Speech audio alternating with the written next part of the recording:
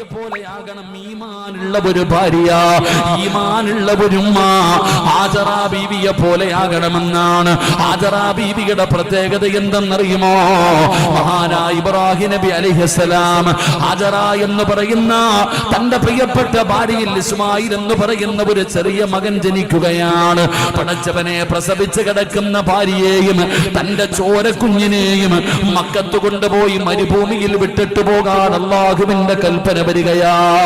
അതാ പ്രസവിച്ച് കിടക്കുന്ന തന്റെ പ്രിയപ്പെട്ട ഭാര്യയെയും പാല് കുടിക്കുന്ന പൊന്നുമോനെയും ഇബ്രാഹിം നബി അലൈഹിസ്സലാം വിളിച്ചുകൊണ്ട് മക്കത്തേക്ക് കടന്നു വരികയാണ്. സഫാ മർവ എന്ന് പറയുന്ന രണ്ട് മലകളുടെ നടുവില് ജനവാസമില്ലാത്ത വന്യമൃഗങ്ങളുള്ള ഒരു പറവ് പോലുമില്ലാത്ത മരുഭൂമിയുണ്ടല്ലോ. ആ മരുഭൂമിയിൽ കൊണ്ടുവന്നിട്ട് തന്റെ പ്രിയപ്പെട്ട ഭാര്യയെയും മകനെയും ഇറക്കി വിടുകയാ. അവർക്ക് കഴിക്കാനുള്ള കുറച്ചു ഭക്ഷണം, കുടിക്കാനുള്ള കുറച്ചു വെള്ളം അത് കൊണ്ടുവന്ന് കൊടുത്തിട്ട് ഇബ്രാഹിം നബി തന്റെ ഭാര്യയെയും ചോരക്കുഞ്ഞിനെയും ഇറക്കി വിട്ടിട്ട് മടങ്ങി പോവുകയാണ്.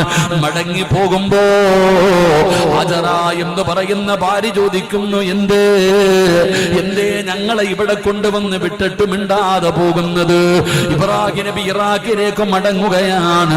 ഹാജറ എന്ന് പറയുന്ന പ്രിയപ്പെട്ട ഭാര്യ നിൽക്കുന്നത് രണ്ടു മലകളുടെ നടുവിലാണ്. മരുഭൂമിയാണ്, വന്യമൃഗങ്ങളാണ്, മനുഷ്യവാസമില്ല, ഒരു പറവകൾ പോലുമില്ല, കഴിക്കാൻ ഭക്ഷണമില്ല, കുടിക്കാൻ വെള്ളമില്ല. ഈ ചോരക്കുഞ്ഞുമായി മരുഭൂമിയിൽ അതാ ഹാജറ എന്ന് പറയുന്ന ഭാര്യ ഇരിക്കുകയാണ്. ഇബ്രാഹിം നബിയോട് ചോദിച്ച ചോദ്യം, നബിയേ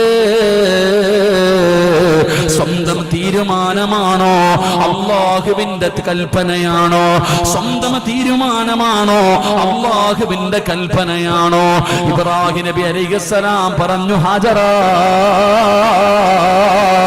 അല്ലാഹുവിന്റെ കൽപ്പനയാണ് ഹാജറ. ഹാജറ ബീവിയുടെ മറുപടി ഈ കാലഘട്ടത്തിൽ ജീവിക്കുന്ന മുസ്ലിം പെണ്ണ് പഠിക്കേണ്ട കാര്യമാണ്. ഹാജറ ബീവി എവിടെയാണ്? വീടില്ല, കഴിക്കാൻ ഭക്ഷണമില്ല, നാട്ടുകാരില്ല, ജനവാസമില്ല, മരുഭൂമിയിലാണ്, മലഞ്ചെരുവിലാണ്, ഒരാളുമില്ലാത്ത സ്ഥലത്തിരുന്നിട്ട് തന്റെ ഭർത്താവ് ചോരക്കുഞ്ഞിനെ കയ്യിലേൽപ്പിച്ചിട്ട് ഇബ്രാഹിം നബി മടങ്ങി പോകുമ്പോ അവിടെ നിന്ന് ചോദിക്കുന്നു, സ്വന്തം തീരുമാനമാണോ അല്ലാഹുവിന്റെ കൽപ്പനയാണോ? ഹാജറ അല്ലാഹുവിന്റെ കൽപ്പനയാണ് ഹാജറ. അല്ലാഹുവിന്റെ കൽപ്പനയാണ് ഹാജറ.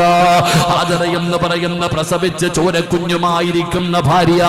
ആ സ്വാലിഹത്തായ പെണ്ണിന്റെ മറുപടി പഠിക്കണേ പെങ്ങള്, എന്റെ പ്രിയപ്പെട്ട ഉമ്മമാരെ പഠിക്കണേ പെങ്ങള്. സ്വന്തമായിട്ട് വീടില്ലാത്തവള്, വീട് കെട്ടാൻ പൈസ ഇല്ലാതെ വരുമ്പോ ലോൺ എടുക്കാൻ പറയുന്ന പെണ്ണ്, പലിശക്കെടുക്കാൻ പറയുന്ന പെണ്ണ്, പണയം വെക്കാൻ പറയുന്ന പെണ്ണ്, ഹറാം സമ്പാദിക്കാൻ പറയുന്ന പെണ്ണ്. എന്റെ പ്രിയപ്പെട്ട പെങ്ങളെ, ഹാജറ പറഞ്ഞ മറുപടി നിന്റെ ഹൃദയത്തിൽ എഴുതി വെച്ചോ. ഹാജറ പറഞ്ഞ മറുപടി എന്തെന്നറിയുമോ? അല്ലാഹുവിന്റെ കൽപ്പനയാണെന്ന് പറഞ്ഞപ്പോ നെഞ്ചത്തടിച്ചില്ല, വിളിച്ചുകൂടിയില്ല. ഞങ്ങളെ ആരാണ് നോക്കുന്നത്, ഭക്ഷണം തരുന്നതാരാണ് എന്ന് പറഞ്ഞുകൊണ്ട് ഹാജറ കരഞ്ഞില്ല. ഹാജറ മറുപടി എന്തെന്നറിയുമോ? എങ്കില് ധൈര്യമായിട്ട് പൊക്കോ, എങ്കില് ധൈര്യമായിട്ട് പൊക്കോ. പടച്ച റബ്ബല്ലേ കൽപ്പിച്ചത്. ആ അല്ലാഹുവിനറിയാൻ ഞങ്ങളെ നോക്കാൻ, ആ അല്ലാഹുവിനറിയാൻ ഞങ്ങളെ നോക്കാൻ. വീട് വെക്കാൻ തയ്യാറാവുകയാണ്. പടച്ചവനെ ഭാര്യ ചോദിക്കുന്ന പൈസ ഇല്ലല്ലോ. ഭർത്താവ് പറയുന്ന വീടെങ്ങനെ വെക്കാനാണ്? പടച്ചവനെ പൈസയില്ല, പലിശക്കെടുക്കാൻ പറയുകയാ, ലോൺ എടുക്കാൻ പറയുകയാ. ആ സമയത്ത് പറയുകയാണ്, ഹറാമായ പണം കൊണ്ട് വീട് പണിയണ്ട, പലിശക്കെടുത്തിട്ട് പണിയണ്ട. പടച്ച റബ്ബൊരു വഴി കാണിച്ചു തരും. വസ്തു തന്ന അല്ലാഹുവിനറിയാ തറകെട്ടിത്തരാൻ, തറകെട്ടിയ റബ്ബിനറിയാ വാർത്തു തരാൻ. പടച്ചവനെ വീട് തരാൻ പടച്ച റബ്ബിനറിയുമടോ. പറഞ്ഞു കൊടുക്കണം പെങ്ങള്, ഹറാമിൽ നിന്നൊഴിയണം പെങ്ങള്. എന്റെ പ്രിയപ്പെട്ടവരോട് പറയുന്നു, മക്കളെ പിഴപ്പിച്ച് കളയരുത്. വാപ്പയോട് പറയുകയാണ്, നിന്റെ മകന് കഞ്ചാവ് അടിക്കാറില്ല, കള്ള് കുടിക്കാറില്ല. എന്നാൽ എന്റെ പ്രിയപ്പെട്ടവർ പ്രിയപ്പെട്ടവരെ, ആ കള്ളിന് ലഹരിയുള്ളതുപോലെ ഒരു ലഹരി സമ്പത്തിനുണ്ട്. എത്ര കിട്ടിയാലും മതി വരുന്നില്ല, വാരിക്കൂട്ടുകയാണ്. പടച്ചവനെ 99 രൂപയുള്ളവന് 100 വേണം, 999 ഉള്ളവന് 1000 വേണം. പടച്ചവനെ എത്ര കിട്ടിയാലും മതി വരാതെ പിന്നെയും വാരിക്കൂട്ടുകയാണ്. പാവപ്പെട്ടവന്റെ കഞ്ഞിക്കകത്ത് കൈയിട്ട് വാരുന്ന എത്രയോ സമ്പന്നന്മാരുണ്ട്. എന്റെ പ്രിയപ്പെട്ടവരെ, തികയുന്നില്ലല്ലോ. കോടാനുകോടി ആസ്തിയുള്ളവനും പിന്നെയും സമ്പാദിക്കുകയാ, മതിയെന്ന് പറയുന്നില്ല. അതുകൊണ്ട് ഞാൻ സാന്ദർഭികമായൊരു കാര്യം പറയുകയാണ്. ഉപദേശിക്കണേ വാപ്പാ. പൊന്നുമക്കള് ചോദിക്കുന്നത് മുഴുവനും വാങ്ങിക്കൊടുക്കുന്നത് സ്നേഹമല്ല, ദ്രോഹമാ. നിന്റെ മക്കളോട് ചെയ്യുന്ന ദ്രോഹമാ. എന്നാ നിന്റെ ഭാര്യയെയും നിന്റെ മക്കളെയും വിളിച്ചിരുത്തിയിട്ട് നീ ഉപദേശിക്കാറുണ്ടോ? ഉപദേശിക്കണം വാപ്പാ. പെങ്ങളെ, മക്കളെ ഉപദേശിക്കണേ. ഏതുപോലെയെന്നറിയുമോ? മഹാനായ അബൂദറിൽ ഗഫാരി റളിയല്ലാഹു തആല അൻഹു, അബൂദർ എന്ന് പറയുന്ന സ്വഹാബിയുണ്ടല്ലോ, പടച്ചവനെ നാട് കടത്തപ്പെട്ട സ്വഹാബിയാ. ഉസ്മാൻ തങ്ങളുടെ കാലഘട്ടത്തിൽ നാട് കടത്തുകയാണ്. ആരാരുമില്ലാതെ മരുഭൂമിയിൽ ഒറ്റയ്ക്ക് വീട് വെച്ചിട്ട് ജീവിക്കുന്ന സ്വഹാബിയാ. അയൽവാസിയില്ല, ആൾതാമസമില്ല, ഒരാളുമില്ല. ആ സ്വഹാബിയും തന്റെ ഭാര്യയും മക്കളും കൂടെ ജീവിക്കുകയാണ്. അല്ലാഹുവേ,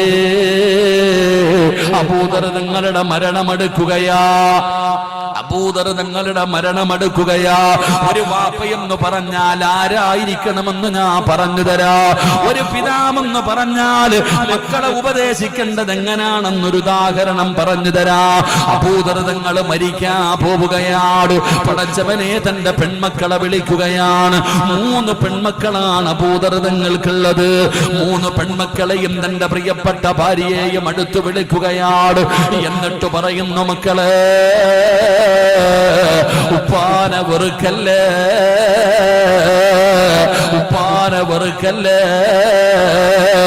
നിങ്ങൾക്ക് വേണ്ടി വാപ്പ ഒന്നും കരുതി വെച്ചിട്ടില്ല. സമ്പത്ത് മുഴുവനും വാപ്പ കണ്ടുകുടിച്ച് തീർത്തതല്ല, അള്ളാഹുവിന്റെ ദീനിന് വേണ്ടി കൊടുത്തതാണ്. വാപ്പ ഒന്നും സൂക്ഷിച്ചു വെക്കാറില്ല. വെക്കരുതെന്ന് അള്ളാഹു പറഞ്ഞിട്ടുണ്ടല്ലോ. അതുകൊണ്ട് എല്ലാ വാപ്പ പാവങ്ങൾക്ക് കൊടുത്തതാ. മക്കള്, നിങ്ങളുടെ വാപ്പ പാവപ്പെട്ടവനാണ്, എന്നെ നിങ്ങൾ വെറുക്കരുത്. തന്റെ ഭാര്യയോടും തന്റെ മക്കളോടും പറഞ്ഞു കൊടുക്കുകയാ. എന്നിട്ട് അബൂദർ റളിയല്ലാഹു തആല അൻഹു തന്റെ പൊന്നാര മക്കളോട് പറഞ്ഞു, മക്കളെ, അല്ലാഹു നിങ്ങളെ കൈവിടൂല,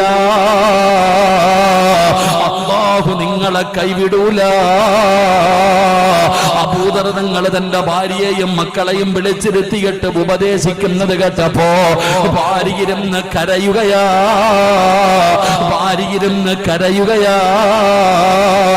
അബൂദർ തങ്ങൾ ചോദിക്കുന്നു, പെണ്ണെ, എന്തിനാ നീ കരയുന്നത്? അവിടെന്ന് ഭാര്യ പറയുന്നു, തങ്ങളെ, നിങ്ങൾ മരിച്ചാൽ ആരാ മയ്യത്ത് കുളിപ്പിക്കുന്നത്? നിങ്ങൾ മരിച്ചാൽ ആരാണ് കഫം പൊതിയുന്നത്? നിങ്ങൾ മരിച്ചാൽ ആരാണ് മയ്യത്ത് നിസ്കരിക്കുന്നത്? നിങ്ങളെ കബറടക്കാൻ ആരാ വരുന്നത്? ഈ സങ്കടം കൊണ്ട് കരയുകയാ. അബൂദർ തങ്ങളുടെ ഭാര്യയിരുന്ന് കരയുകയാണ്. ആരാ നിങ്ങളുടെ മയ്യത്ത് കുളിപ്പിക്കുന്നത്? ഒരാളുമില്ലല്ലോ. ആരാ കബർ കുടിച്ച് കബറടക്കുന്നത്? മയ്യത്ത് നിസ്കരിക്കാൻ ആളില്ല.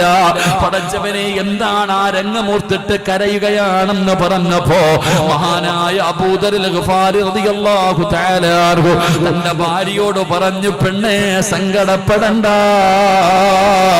എന്റെ മയ്യത്ത് ആര് കുളിപ്പിക്കും, ആര് നിസ്കരിക്കും, ആര് കബർ കുടിക്കും, ആര് കബറടക്കും എന്ന വിഷയത്തിൽ നീ സങ്കടപ്പെടണ്ട. അബൂദർ തങ്ങൾ പറഞ്ഞ മറുപടി എന്തെന്നറിയോ? നബി തങ്ങൾ എന്നോട് പറഞ്ഞിട്ടുണ്ട്, അല്ലാഹുവിന്റെ റസൂൽ എന്നോട് പറഞ്ഞിട്ടുണ്ട്, പെണ്ണ്, ഞാൻ മരിച്ചു കഴിഞ്ഞാ നിങ്ങൾ എന്റെ ജനാസ പൊതിഞ്ഞുകൊണ്ട് വഴിയോരത്ത് കൊണ്ടുവെക്കണേ. അബൂദർ എന്ന് പറയുന്ന പിതാവ് തന്റെ ഭാര്യയോട് അള്ളാഹിനെ കുറിച്ച് പറഞ്ഞു കൊടുക്കുകയാണ്. 3 പെൺമക്കളാ ബാപ്പാ. ആ പെൺമക്കളോട് പറഞ്ഞു കൊടുക്കുന്നു, അള്ളാഹു നിങ്ങളെ ഒരിക്കലും കൈവിടൂല. ഞാൻ മരിച്ചാൽ എന്റെ ജനാസ കൊണ്ടുപോയി വഴിയോരത്ത് വെക്കണം. ഉംറ കഴിഞ്ഞു വരുന്നവരെ കാണാ, ഉംറ കഴിഞ്ഞു വരുന്നവരെ കാണാ. അവരോട് മാറി നിന്നിട്ട് വിളിച്ചു പറയണം, അല്ലാഹുവിന്റെ റസൂലിന്റെ സ്വഹാബിയാ,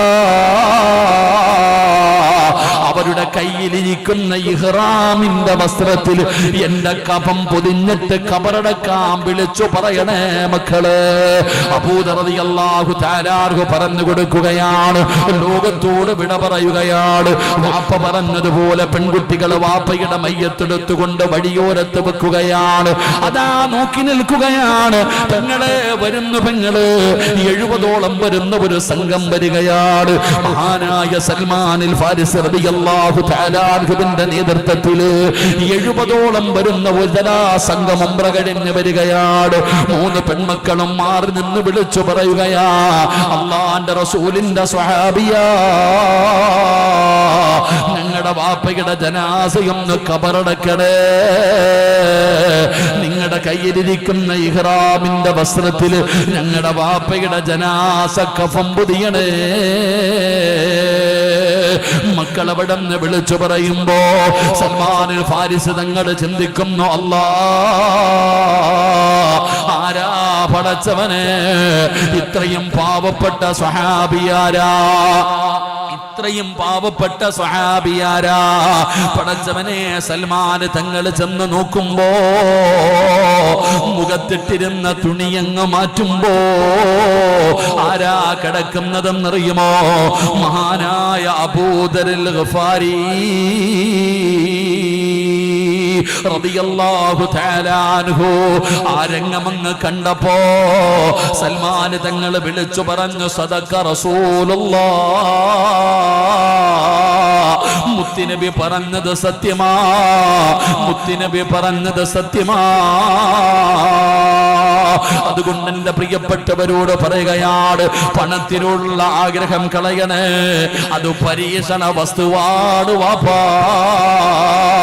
അല്ലാഹുവിന് ഇഷ്ടം കൂടിയിട്ട് നിനക്ക് തന്നതല്ല. ചിലപ്പോ നിനക്ക് തോന്നാറുണ്ട്, നിന്റെ തഴമ്പ് കണ്ടിട്ട്, നിന്റെ ഈമാൻ കണ്ടിട്ട്, നിന്റെ കുടുംബമുഖം കണ്ടിട്ട് അല്ലാഹു തന്നതാണെന്ന് തോന്നരുത്. അതൊരു പരീക്ഷണ വസ്തുവാണ്, അതൊരു പരീക്ഷണ വസ്തുവാണ്. അല്ലാഹു നിനക്ക് സമ്പത്ത് തന്നിരിക്കുന്നത് നിന്നെ പരീക്ഷിക്കാനാ.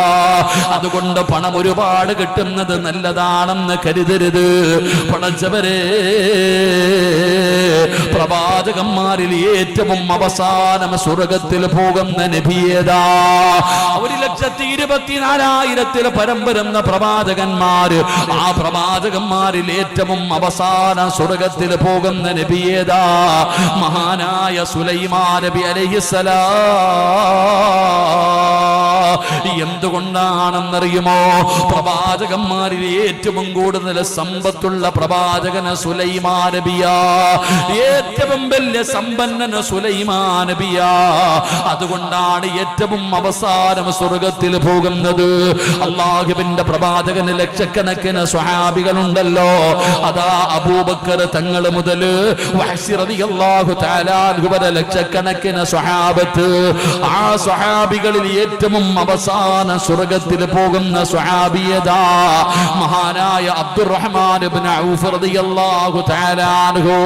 കാരണം ഏറ്റവും കൂടുതൽ സമ്പത്തുള്ള സ്വഹാബിയാ, ഏറ്റവും കൂടുതൽ സമ്പത്തുള്ള സ്വഹാബിയാണ് മഹാനായ അബ്ദുറഹ്മാൻ ഇബ്നു ഔഫ് റളിയല്ലാഹു തആല അൻഹു. എന്റെ പ്രിയപ്പെട്ടവരെ, അതാണ് നിബിതങ്ങൾ പറഞ്ഞത്. പാവപ്പെട്ടവന് സ്വർഗത്തിൽ കടന്ന് കൊല്ലങ്ങൾ കഴിഞ്ഞാലേ പണക്കാരൻ സ്വർഗത്തിൽ കടക്കൂ എന്ന് നിബിതങ്ങൾ അവിടെ നിന്ന് പറയുമ്പോ ഞാൻ പറഞ്ഞു വന്നത്, നിബിതങ്ങൾ പറയുകയാണ്, പ്രായമായവർക്ക് പണത്തിനോട് വല്ലാത്ത ആർത്തിയാ. ഒരാൾക്കും കൊടുക്കൂല. അലമാരിയുടെ താക്കോല് അരയിൽ കെട്ടി നടക്കുന്ന വാപ്പമാരുണ്ട്. സ്വന്തം മക്കൾക്ക് കൊടുക്കൂല, ഭാര്യമാർക്ക് കൊടുക്കൂല, എന്നാ സ്വന്തം തിന്നുകയുമില്ല. പടച്ചവനെ, അങ്ങനെ ജീവിക്കുന്ന ഒരു വിഭാഗമുണ്ട്. അപ്പൊ നിബിതങ്ങൾ പറയുന്ന, പ്രായമാകുമ്പോ അതാ മനുഷ്യനുണ്ടാകുന്ന ഒന്നാമത്തെ ആഗ്രഹം സമ്പത്തിനോടുള്ള ആർത്തിയാ. 2, അവർ മരണത്തെ ഇഷ്ടപ്പെടുന്നില്ല. 99 വയസ്സ് വരെ ജീവിച്ചവനും പിന്നെയും ആഗ്രഹമാണ് ഇനിയും ജീവിക്കണം. ജീവിക്കണം, ഇനിയും ജീവിക്കണം. മക്കളെ കെട്ടിച്ചു, കൊച്ചുമക്കളെ കെട്ടിച്ചു, എന്നിട്ടും പറയുകയാ കൊച്ചുമക്കളുടെ കുഞ്ഞിനെ കൂടെ ഒന്ന് കണ്ടിരുന്നെങ്കിൽ. എന്റെ പ്രിയപ്പെട്ടവരെ, ആഗ്രഹമാണ്, വല്ലാത്ത ആഗ്രഹമാണ്. മരിക്കാൻ താല്പര്യമില്ല, മരണത്തെ ആഗ്രഹിക്കുന്നില്ല, മരണത്തെ കുറിച്ച് പറയുന്നത് പോലും ഇഷ്ടമല്ല. പടച്ചവനെ, മരിച്ച വീട്ടിൽ പോലും പലരും പോകാറില്ല. കാരണം നമ്മൾ വെറുക്കുകയാണ്, നമ്മളത് പറയുന്നത് കേൾക്കാൻ ആഗ്രഹിക്കാത്തവരാ. അതുകൊണ്ട് എന്റെ പ്രിയപ്പെട്ടവരോട് പറയുകയാണ്, എത്ര ആഗ്രഹിച്ചാലും എന്തെല്ലാം ചെയ്താലും ഖാബുൽ അർവാഹു മലക്ക് അസ്റായീൽ എന്ന് പറയുന്ന മലക്ക് വരേണ്ട സമയത്ത് വരും ബാപ്പാ. ഒരു നിമിഷം അങ്ങോട്ടോ ഇങ്ങോട്ടോ മാറാറില്ല. വലയുഅഖിറല്ലാഹു നഫ്സൻ ഇദാ ജാഅജലുഹാ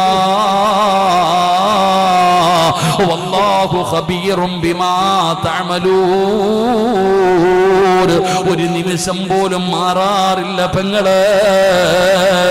കറക്റ്റ് സമയത്ത് എത്തേണ്ട സമയത്ത് ഒരു മിനിറ്റ് പോലും മുന്താതെ പിന്താതെ ആ മരണം നിന്നെ തേടി വരുമെന്ന് പരിശുദ്ധമായ ഖുർആൻ എവിടെന്ന് പറയുമ്പോ, എന്റെ പ്രിയപ്പെട്ടവരെ, മനുഷ്യന്റെ ആഗ്രഹം ഇതാണ്. ഞാൻ എന്തിനാ ഇത് പറഞ്ഞതെന്നറിയുമോ? ജീവിച്ചിരിക്കുന്നവരുടെ ആഗ്രഹമാണ് ഞാൻ ഈ പറഞ്ഞത്, ജീവിച്ചിരിക്കുന്ന നമ്മുടെ ആഗ്രഹമാണ് ഞാൻ ഈ പറഞ്ഞത്. എന്നാ ഇതുപോലെ മരിച്ചു പോയവർക്കും ചില ആഗ്രഹമുണ്ടെന്ന് നബി മുഹമ്മദ് മുസ്തഫ സല്ലല്ലാഹു അലൈഹി വസല്ലമ തങ്ങൾ പറയുകയാ, ജീവിച്ചിരിക്കുന്നവർക്ക് മോഹമുണ്ടടോ, ആഗ്രഹമുണ്ടടോ, ഒരുപാട് സ്വപ്നങ്ങളുണ്ടടോ.